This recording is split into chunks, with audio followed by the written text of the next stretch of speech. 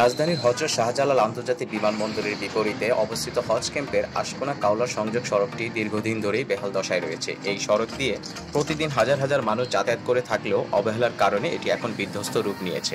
সরেজমিনে দেখা যায় রাস্তার একাধিক জায়গায় বড় বড় গর্ত, ফুটপাতে ভাঙা টাইলস, ঢাকনাবিহীন ট্রেন এবং অপরিষ্কার পরিবেশ সড়কটিকে আরও বেহাল করে তুলেছে।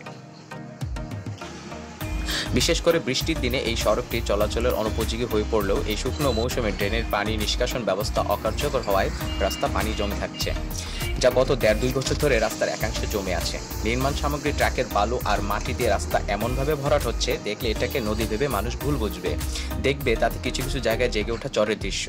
এছাড়াও অবৈধভাবে পার্ক করা যানবাহনগুলি সড়কের যানজট বাড়িয়ে তুলেছে এবং চলাচলকে আরও কঠিন করে তুলেছে। এই সড়কের বেহাল দশার কারণে স্থানীয় বাসিন্দারা প্রতিদিনই ভোগান্তির শিকার হচ্ছেন।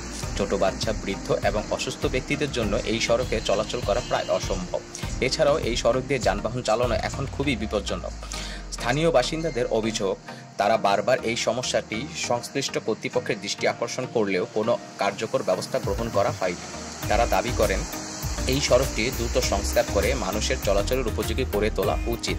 তবে গত ৫ই আগস্টের পর থেকে এই এলাকার কাউন্সিলর না থাকায় জনগণ তাদের ভোগান্তির কথা জানাতে পারছে না। আশা করা যাচ্ছে এই এলাকার জন্য অন্তর্বর্তী সরকারের নিয়োজিত প্রশাসকের দৃষ্টিগোচর হবে এই সমস্যাটি।